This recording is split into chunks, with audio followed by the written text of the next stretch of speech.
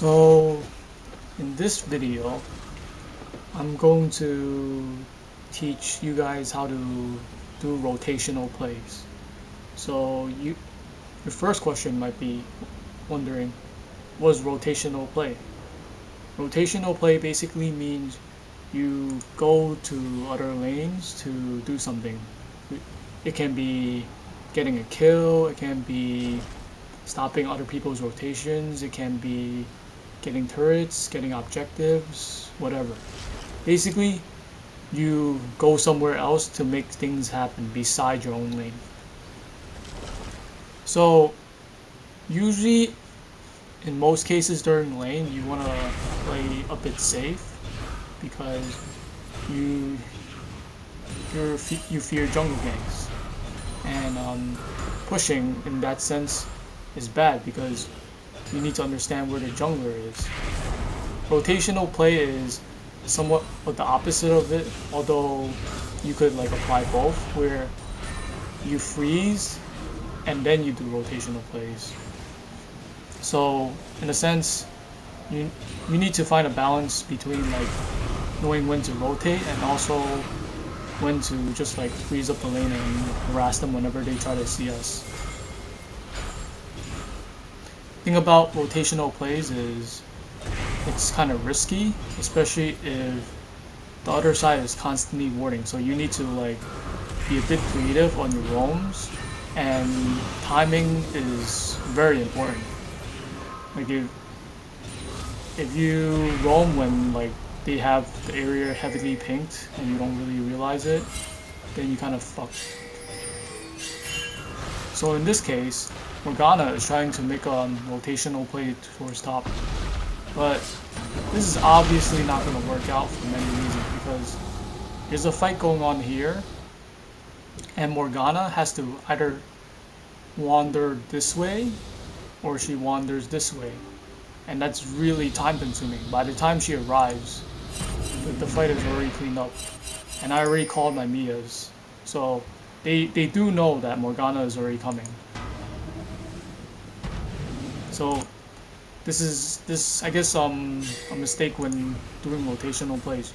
You need to understand like the terrain, like you need to be efficient with your pathing and what to do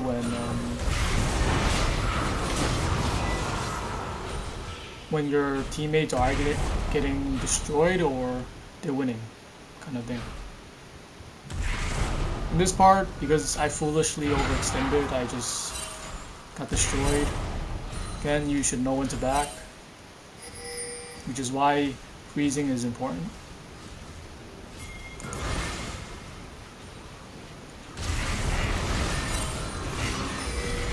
So in this part, we secure dragon. So here's the reason why we secure dragon. So basically, Udyr already called it, and before this happened, Zyra and Ezreal were already pushing out, so Zyra could help.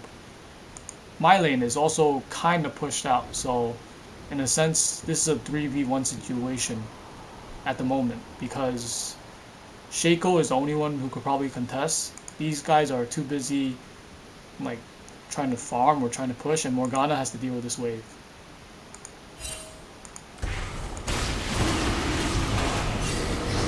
So they already know that we're doing it. So here comes the roam, but luckily Udyr gets the smite. So here's the problem. Like because Shaco like failed his smite, and also he was the first one to go into drag, he gets heavily tagged up. And then all we have to do is worry about their earliest rotator, which is Morgana, so I suppressed her. And then hopefully my teammates clean up the rest of the mess. So luckily the Braum exhausted, so I can't really kill her. But it's alright because we got a drag, we got a kill, we burned some summoners, and everything is good. Because they see Morgana's running away. Malphite is already trying to do something. At this point, she probably should have went this way instead of this way because Like, knowing the Nasus, he was not anywhere going to help, and Malphite was not to be seen in this lane, so she kind of screwed up in this part case. But good rotation from the Malphite. And because she's dead, I just get free farm and I could just constantly push since there's nothing really stopping me, and Shaco can't really do much to me at the moment, at least by himself.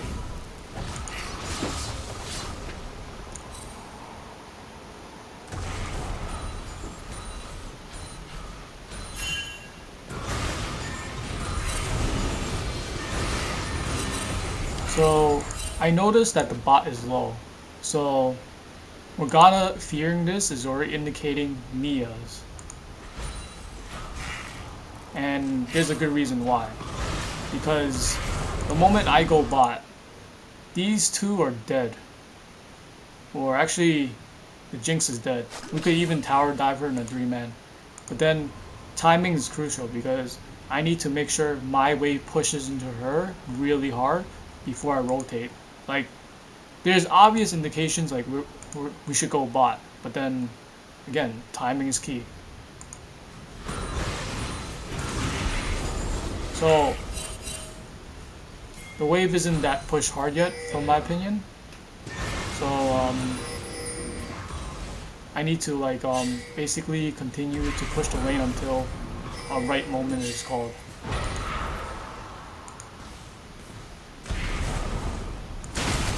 So bot is not that low, so I could just continue farming. I know Shaco is dealing with the top, so I don't have to fear for jungle pressure. So I could constantly continue to push. But because of Morgana's wave clear, it's just kind of hard. Like, I could outpush Morgana and get the wave like into her, but then I need to time it in a sense where it buys me like a few seconds to deal with the wave while I roam bot. So now I roam bot because these two are pretty low, and Morgana cannot assist since she's already dealing with this wave. I would assume, like, based on this situation that Shaco is seeing, he's going to rotate. So I have to take into account that it's probably going to be a 3v3. However, we have the advantage based on HP. You know, that's not saying much, and levels. Shaco is one level lower than me, and we also have like hard CC. You count myself. So because the bot lane doesn't want to deal with this because they have good reasons to. They were pretty low. This is essentially a 3v1. Like, Shaco still can't stop it. So he decides, like, I'm going to assassinate Zyra. Luckily, I fast had my ult because I kind of expected it. Like considering that Shaco was here, it's a given. Morgana tries to assist, but I mean, it's already too late. And because I took the turret here, and Morgana had like came to try to watch her bot outer, Udyr like literally took a free outer, so good on our part. So in this case, the momentum is on our side, and then we need to use it to dictate the pressure. Itemization wise, I already have Morelos. Morgana is just far from relevant. Let's see what she buys.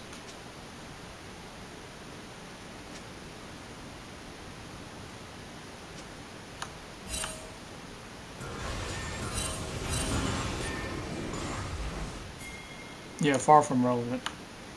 Like, I already have a full item, which is a Morinamikon.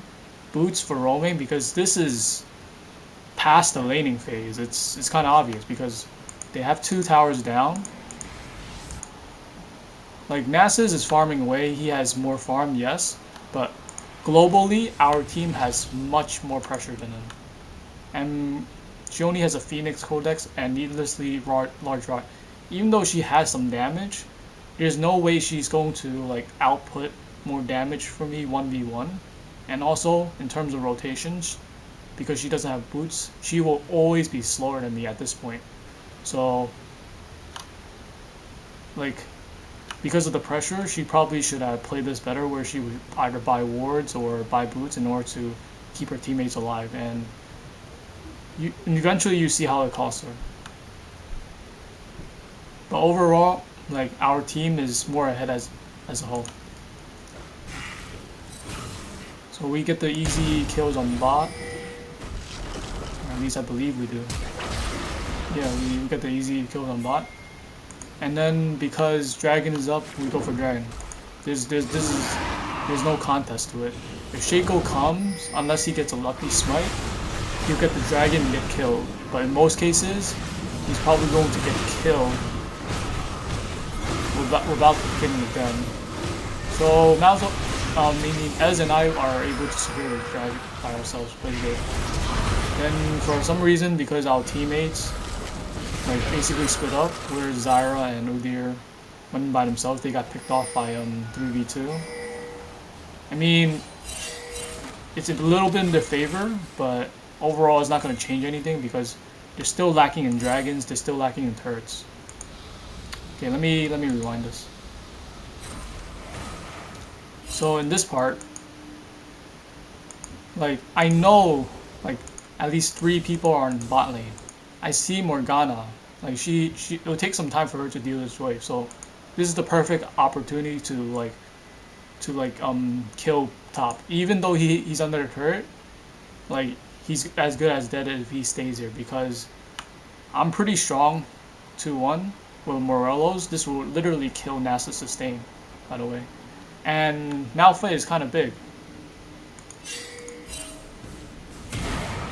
Remember when I said timing is essential? This is pretty much it. Basically, I know there's no rotations going to come because there were 3 people last I checked at bot. Morgana's dealing this wave, so Nasus is all alone. Even though he has his pink ward, it's not going to stop him from getting ganked. Like, Malphite could just tank it up while I just suppress him, which you see right here. Easy kill. And then we take the turret. And then from the looks of this, after Nasus die, we see 2 here. Morgana is still around mid, but by the time she rotates, this tower is probably gone. So we could like confirm like the only one that could probably stop us is Shaco. And even then, it's not enough because Shaco has to deal with almost full HP Malzahar and a pretty durable Malphite. There's no way he's gonna win. And because he even tries, he just gets destroyed. Like, you're 3-4, man. Like, even though you have a bunch of kills, you're pretty squishy. So, I guess he went for a gamble, but for like a high platinum, low diamond, that's a pretty stupid move. So now I'm just like pushing mid, farming, and then like seeing rotations. Now I see Nasus getting caught out, and I decide to help. There's many reasons why. First of all, I don't know where Morgana is. Second, last time I saw Shaco was at mid, so there's a good chance Shaco is going to roam top. So, like, in order to make their situation more unfavorable for them, because there's 2 bot and Nasus is dead, we could force it into a 4v2 because there's 4 of us here. Like, there's no reason for me to continue pushing because if all my teammates are here, we could obviously like just push down this tower without like regards. You do not respect if they have low numbers, especially if they're behind. So I silence him. Shaco cannot use his invisible trick, and this is essentially a free tower. Even though we traded 1-for-1 where we lost Zyra for Shaco, this is still a win for us because we first took out this turret, and now because Shaco is dead and we know like 2 people are probably roaming here, they're Jinx and Braum needs the GTFO. They are all alone because the moment the rotations come, there's nothing, there's nobody going to stop them. So I am already rotating. I already pinged I'm coming. Zyra is coming too to force a 3v2. We keep chasing because we understand the fact that there's no one going to help them.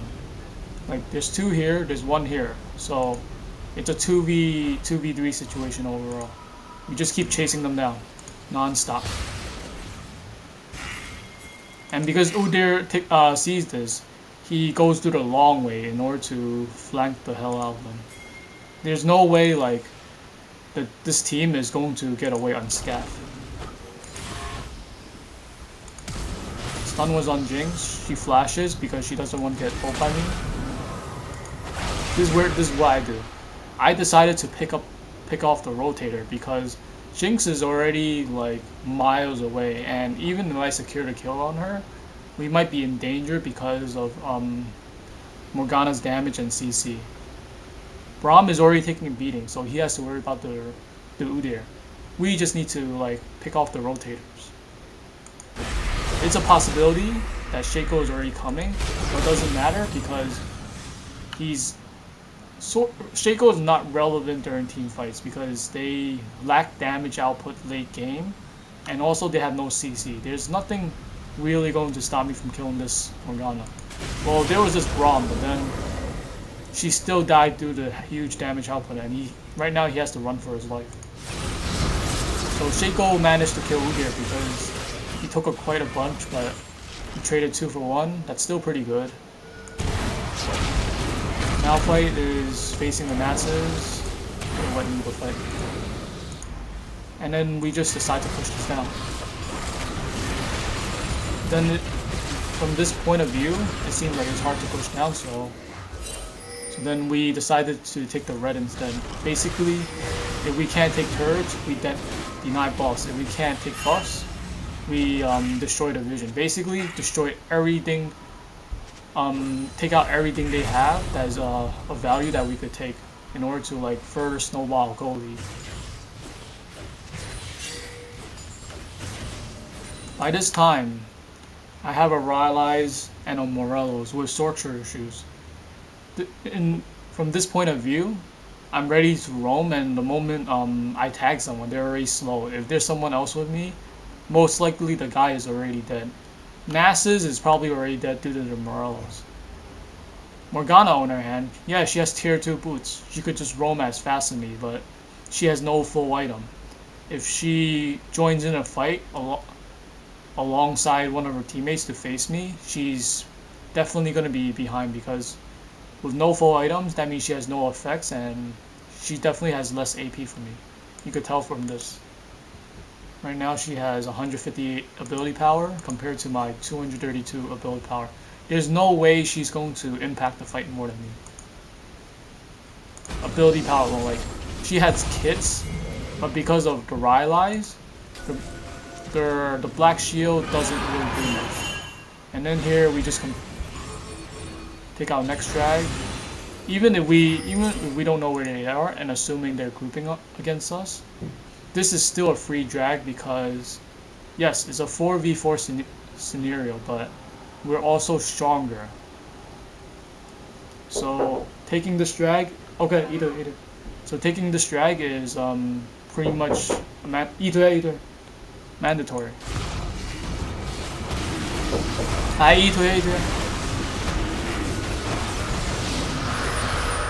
So they decided to engage on us because Nasus TP. This is 4v5 and Malphite is like nowhere in position, so we technically had to back off. Like, yeah, we're still winning, but we shouldn't pick a 4v5 fight.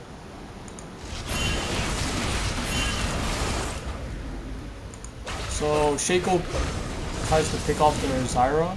She has the ult out, and then we see our teammates are literally in trouble. So at this point, in terms of team fighting, we have to hold the center.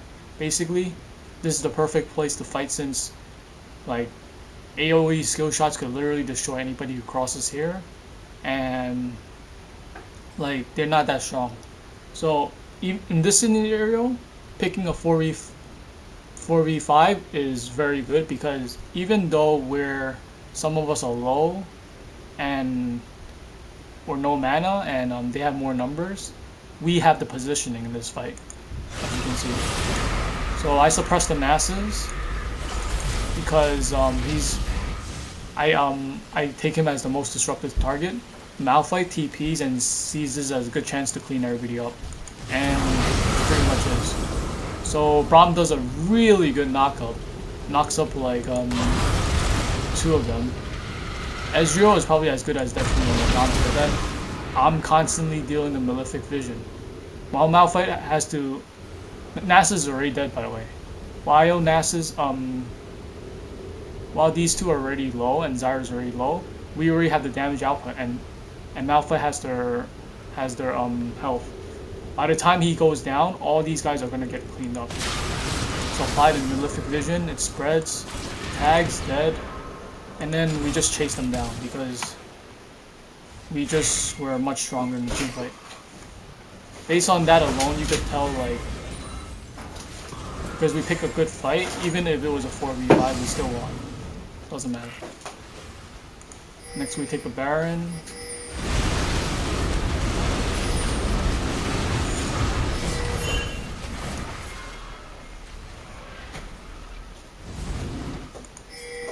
So in this scenario,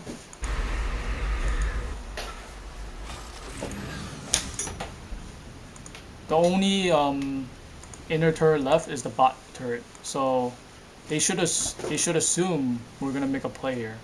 This is where I push out mid and then rotate bot. But I need to like time it well. That's why I put a pink ward, control ward here, in order to see if there's any vision. And because there's no vision, I obviously know like nobody's gonna back up the Jinx. So I wait for her to overextend while like hang out around the edge of the bush. When she overextends to this point, I just ghost in. Easy cleanup. Like I knew nobody's gonna back up her based on the vision control. Like the fact that there was no one here, no vision, that means I assumed like no one was there to ward, which is how we got the easy pickup. And this is essentially 3 to the Baron and 3 people. There's no way they're gonna stop this. At this point, because Shape also got picked off alongside Braum, we just keep pushing. We don't need to show respect to this Morgana because, yeah, even though now she has some damage, she's still pretty much behind. Like, if we were to have the 1v1 fight, I'll win, and I still exert more pressure, so they have to stay around the edge here. Unfortunately, Ez got picked off. Thankfully, we got the turret, so our job is done. Even though Ez got the kill, even though Ez died, we got the inhib, so we could just recall and then we pressure top to like further like snowball the game.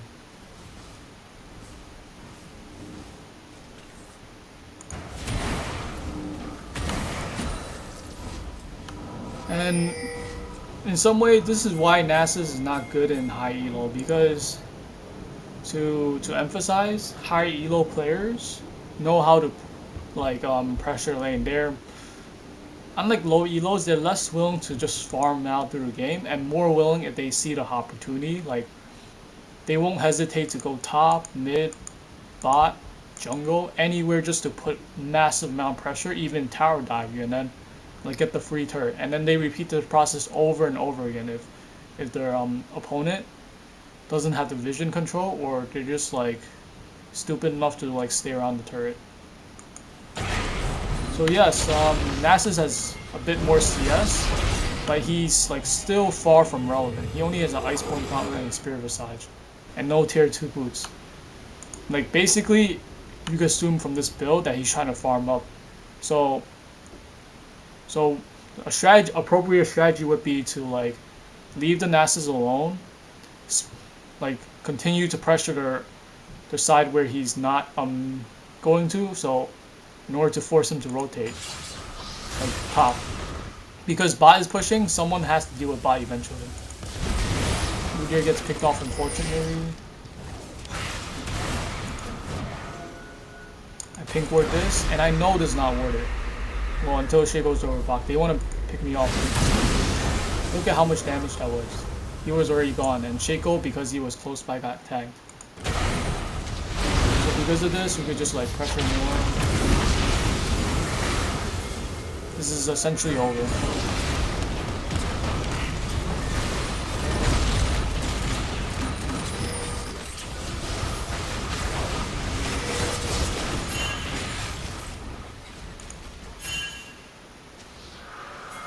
At this point, because we're so ahead, we could just go to their fastest lane, which is mid, group up, and fight. Because Nasus has to continue to hold this wave. Eventually, he probably will go back mid, but by that time, it's already too late. Udyr is further pressuring top, so someone also has to rotate here. And then this is done. There's no reason for all of us to split now. We could just like storm mid, and then take this free and hit. Like at this point, they either have to die for it, or they have to fight really well. Because of this bind and this poo, I know Shaco. Like this is the thing about like higher elo. They know when someone is going to do something. They don't like see where the vision is and does something. Like they usually analyze like people's play style the moment they start the game and like how they play. Like from this scenario, I know Shaco wants to jump on the Zyra, so I'm like sticking near her. The moment I see him, immediately ult, and he goes down. So this inhib goes down. Jinx gets picked off, and this is pretty much GG. Three inhibs down, and then yeah.